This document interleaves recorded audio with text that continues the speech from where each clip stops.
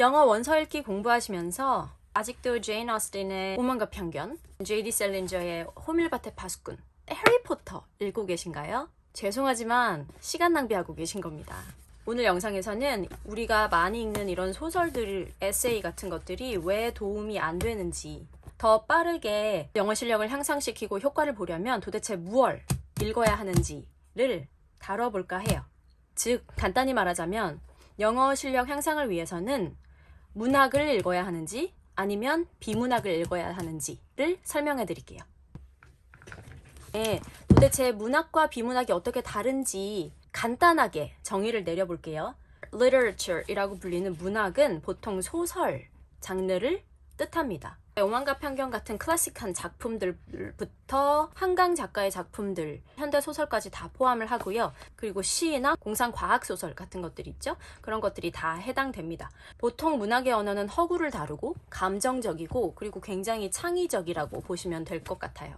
반면에 비문학은 우리가 보통 얘기하는 인문 분야라고 하는 것들 있죠. 역사, 철학, 경제, 마케팅 분야, 그리고 자기 개발 분야까지 다양하게 다루고 있습니다. 그래서 팩트 베이스고요. 정보를 전달하기 때문에 굉장히 정확한 언어를 사용하고 말투 자체도 현대적이에요. 야, 책이 너무 무거워. 아이고. 처음에는 저도 소설로 영어 원서 읽기를 시작했습니다. 이렇게 제인 오스틴의 Pride and Prejudice. 이거 진짜 많이 읽죠. 호밀밭의 파수꾼도 읽었고요. 그리고 조지 오웰의 작품들, Animal Farm 이나 그리고 알베르 까미의 작품들 혹은 데미안, 헤르만 헤세의 데미안 같은 것들을 읽었는데 문제는 아무리 읽어도 영어 실력이 향상이 되지가 않는 거예요. 이게 도대체 왜 이럴까? 아무리 읽어도 스피킹에 도움이 안 되는 거예요. 막 슬럼프도 겪고 이걸 해야 되나 고민도 하고 했었는데 이유는 있었습니다. 왜냐면 이 문학작품 특유의 언어 때문이었어요. 이 많은 작가들이 자신의 최고 노력을 다해서 아름다운 언어를 쓰기 때문이었습니다. 예를 들어서 이 Pride and Prejudice 엄청 고어투라는 거예요. 되게 옛날의 어투를 다루고 있고요. 소설들의 언어는 보통 굉장히 상징적이고 비유적이고 시적이에요. 무척 아름다워요. 하지만 문제는 우리가 실상에서 그런 언어를 사용하나요? 아니죠. 그러니까 직장 동료랑 얘기를 한다고 생각해보고 우리가 학교 친구와 얘기한다고 생각해볼 때, 가족들과 얘기를 한다고 생각해볼 때 우리가 한강의 언어를 쓰나요? 아니거든요. 그러니까 우리의 언어는 그렇게 아름답지 않아요. 우리가 실생활에서 사용하는 언어는 굉장히 직설적이고 사실에 바탕을 둔 언어거든요. 예를 들어볼게요. 한강 작가의 채식주의자를 통해서 우리 실상의 언어와 얼마나 다른지를 보여드릴게요. 채식주의자 편에서 남편이 아침에 깨어나는 장면이거든요. 이불 속에 누운 채 나는 잠시 현실감을 잃고 흰색 커튼을 투과해 방 안 가득 쏟아져 들어온 겨울 아침의 햇빛을 멍하니 바라보았다. 우리가 아침에 지각하는 풍경을 이렇게 묘사하나요? 절대 아니죠. 영어로 보면 더 어렵게 느껴져요. For the few moments immediately after I opened my eyes the next morning, when reality had yet to assume its usual concreteness, I lay with the quilt wrapped around me, absent-mindedly assessing the quality of the winter sunshine as it filtered into the room through the white curtain. 이렇게 표현 안 한다고요. Absent-mindedly assessing the quality of the winter sunshine. 한강 작가가 훨씬 더 시적인 표현을 쓰긴 하지만 보통 소설들이 이런 느낌이잖아요. 그냥 아침에 지각한 모습도 이렇게 시적이고 은유적이고 막 아름답게 표현을 한다는 거죠. 그러니까 소설이나 문학 작품을 영어로 읽는 것의 문제는 우리의 현실 생활과 동떨어져 있다는 데 있어요. 그래서 저는 비문학을 읽기 시작했습니다. 그거를 정리해드릴게요. 비문학 책이 제가 진짜 영어 공부에 도움이 된다고 느꼈던 이유는 몇 가지가 있는데 설명을 해드릴게요. 첫째, 내가 원하는 영역, 분야의 어휘, 표현들을 아주 가득 담고 있어요. 에센스라고 보시면 될 것 같아요. 심리학과 사회에 관한 책을 읽고 싶다 라고 하면 그 분야의 책을 선택하면 그 안에 심리학 용어가 꽉꽉 차 있고 표현들도 있고 그렇겠죠. 그리고 내가 만약에 철학 혹은 인류학, 사회학, 역사에 관한 걸 원한다 라고 할 때도 책 선택이 굉장히 쉬워요. 나는 예술 분야에 대해서 좀 알고 싶어요. 그렇다면 이렇게 The Story of Art, 곰브리치의 책은 굉장히 유명하잖아요. 그래서 이런 책들, The Story of Art 같은 책을 원하시면 이 안에 뭐 미술의 역사, 사조, 그리고 모든 아티스트의 이름들, 그리고 작품의 이름들이 전부 다 영어로 나와 있기 때문에 공부하는 데도 도움이 되고 이 분야의 어휘들 그리고 정확한 표현들을 그대로 받아들일 수 있습니다. 공부하는 속도도 굉장히 빨라지고 그리고 효율성, 효과 면에서도 굉장히 좋다고 말씀드릴 수 있을 것 같아요. 두 번째로 비문학이 도움이 되는 이유는 바로 자기계발과 직접적으로 연결이 된다는 거예요. 제가 첫 번째에서 말씀드렸듯이 내가 원하는 분야의 책만 깊이 파고들 수가 있어요. 근데 특히 직장인이시라면, 그리고 대학에서 전공이 있는 분이시라면, 그리고 뭐 중고등학생이라도 내가 공부하고 싶은 분야가 있다면 그 분야의 책을 선택하시면 당연히 내 자기계발과도 연결이 되겠죠. 저 같은 경우에는 유아 영어 업계에서 일을 하면서 이제까지 선생님들이 해오던 방식으로 가르치는 것만으로는 굉장히 한계가 있다고 느꼈어요. 다른 사람들이 가르치는 방식으로 저도 가르치는 데에는 약간 이론적으로도 부족하고 일을 하면 할수록 더 채워야 되겠다는 생각이 들어서 저는 그 분야의 책들을 영어로 읽기 시작했거든요. 이것 같은 경우에는 Proust and the Squid, Marianne Wolf라는 저명한 언어학자의 책인데 독서하는 뇌를 연구하는 굉장히 유명한 학자예요. 그래서 이 책 같은 경우에도 영어로 읽으면서 아이들이 어떻게 언어를 배워나가는지에 대해서 이론적인 부분부터 다양한 사례를 볼 수 있었고요. 문법 책 같은 경우에도 저는 영어로 봤거든요. 어차피 영어 문법을 다 영어로 설명을 해야 되기 때문에 영어로 봤어요. 그리고 교실에서 선생님들이 어떻게 아이들한테 얘기를 해야 되는지, 그러니까 우리나라에 잠깐 일하러 오는 원어민 교사분들 말고 본토에서 영미권에서 킨더 그리고 초등학교에 근무하시는 선생님들은 어떤 언어를 쓰는지, 어떤 표현들을 사용하는지가 궁금해서 이 책도 읽었거든요. Teacher Talk라고 아이들을 어떻게 훈육하고 칭찬하고 아이들한테 설명을 해줘야 되는지에 관한 설명이 들어있었는데 진짜 많이 도움이 됐어요. 그리고 이 책은 The Read Aloud Handbook이라고, 이것도 아이들의 영어 독서에 관한 책이었는데 가정에서도 어떻게 해줘야 되는지, 아이들의 언어 실력을 어떻게 향상시킬 수 있는지 이런 책들 보면서 굉장히 많이 배웠던 것 같아요. 그래서 이런 책 보면서 학부모 간담회 같은 것도 준비를 하고 했었거든요. 자기가 일하는 분야의 책들을 선택해서 읽으면 실질적으로 업무 능력 향상에 도움이 많이 됩니다. 내가 만약에 마케팅 분야에서 일을 한다, 혹은 뭐 나는 요리를 한다, 나는 뭐 아트를 한다, 그렇게 영역이 지정되어 있잖아요. 그 분야의 책을 꼭 선택해서 보시는 걸 굉장히 추천드립니다. 효과가 있을 수밖에 없겠죠. 세 번째로 비문학이 문학보다 훨씬 더 빠른 도움이 되는 이유는 바로 문장 그 자체 때문입니다. 문학의 문장들은 시적이고 모호해요. 깊이감이 있고 현대 우리가 실상생활에서 쓰이지 않는 형식이 굉장히 많아요. 예를 들어서 하나를 보여드릴게요. 조지 오웰의 Animal Farm인데 제일 첫 문장을 그냥 비교할게요. Chapter 1입니다. 이해가 빨리 되는지 문장 자체가 우리가 배운 것과 비슷한 느낌인지를 한번 보시면 될 것 같아요. Chapter 1. Mr. Jones of the Manor Farm had locked the hen houses for the night, but was too drunk to remember to shut the potholes.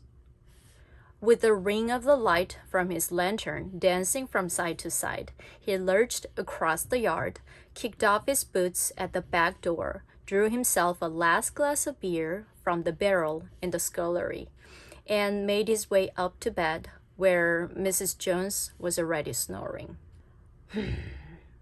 우리가 말을 하면서 이런 식으로 자신의 행동을 묘사하는 경우가 별로 있지는 않죠. 운율도 살리고 리듬감도 살리기 위해서 중간에 끊고 하면서, 이게 문학에서 많이 보더라도 실생활에 많이 쓰이거나 스피킹에 많이 쓰이는 문장은 아니라는 거죠. 반면에 이 토마 피케리와 마이클 샌델의 이퀄리티를 라는 책을 보면 이 책은 두 사람의 대담을 쭉 이어놓은 형식이거든요. 그러니까 이게 비문학 특유의 형식 면에서 현실적인 문장일 수밖에 없어요. 여기도 제일 첫 문단만 읽어볼게요. Why worry about inequality?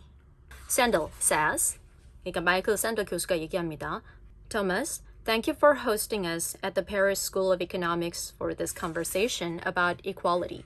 One way of exploring what equality means is to begin by asking why inequality matters.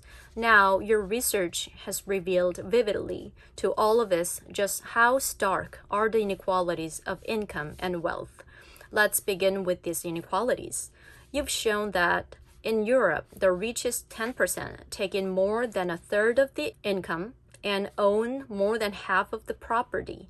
And in the United States, inequalities are even starker. Many of us find this troubling, but why exactly is it a problem? 그러니까 질문 자체도 굉장히 그냥 저희가 질문하는 질문문이고 사실 단어를 봤을 때도 그 기사나 뉴스 같은 데 보면 매일 나오는 단어잖아요. Thank you for 이렇게 얘기하는 것도 그렇고 equality, inequality, your research has revealed 이런 것들이 굉장히 직접적으로 바로 쓸 수 있는 표현들이고 단어들이란 말이죠.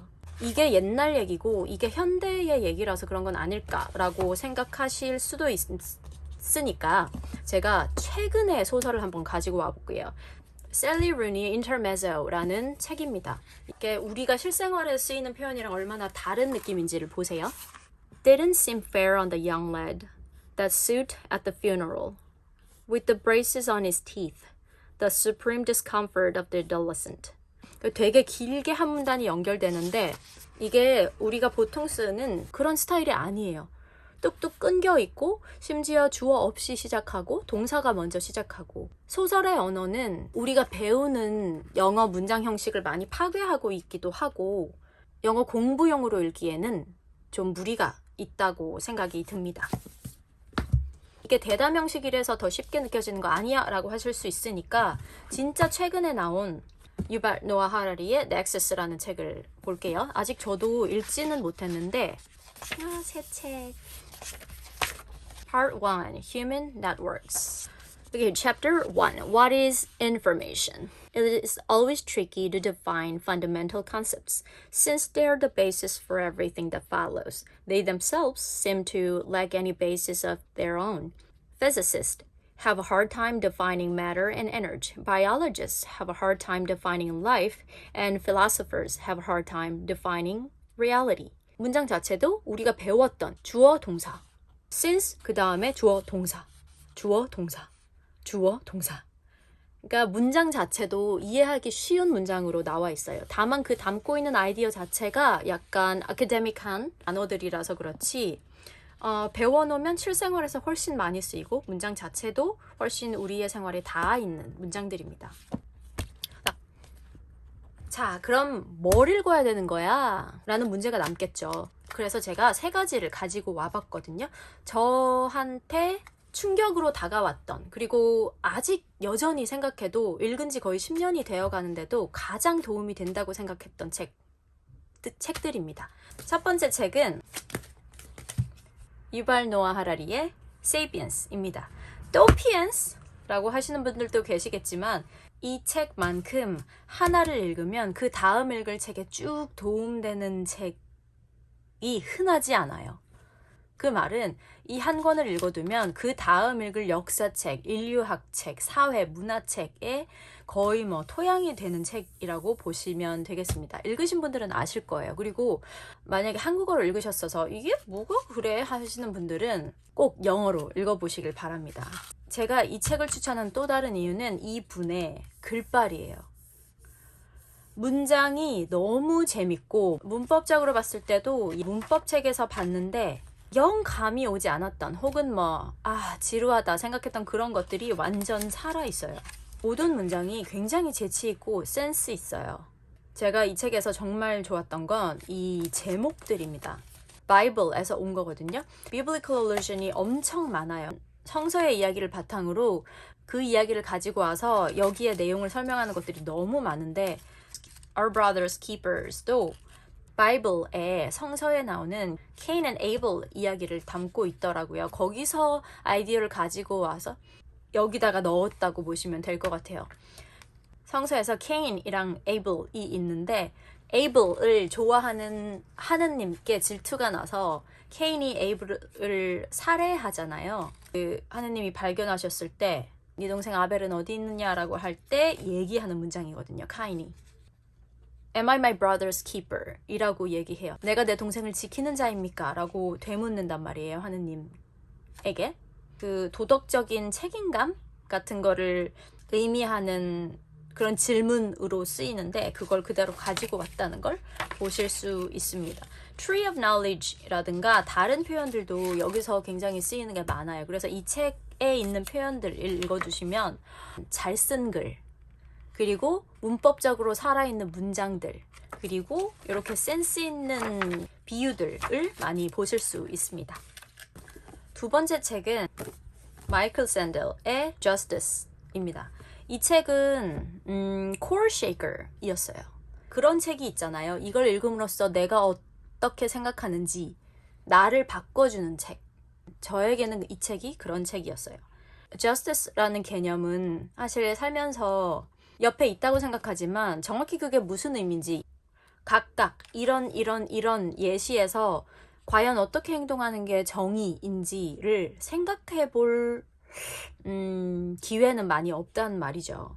이 책을 통해서 과연 진짜 사회가 정의하는 정의란 무엇인가를 다시 한번 생각해 볼 수 있습니다.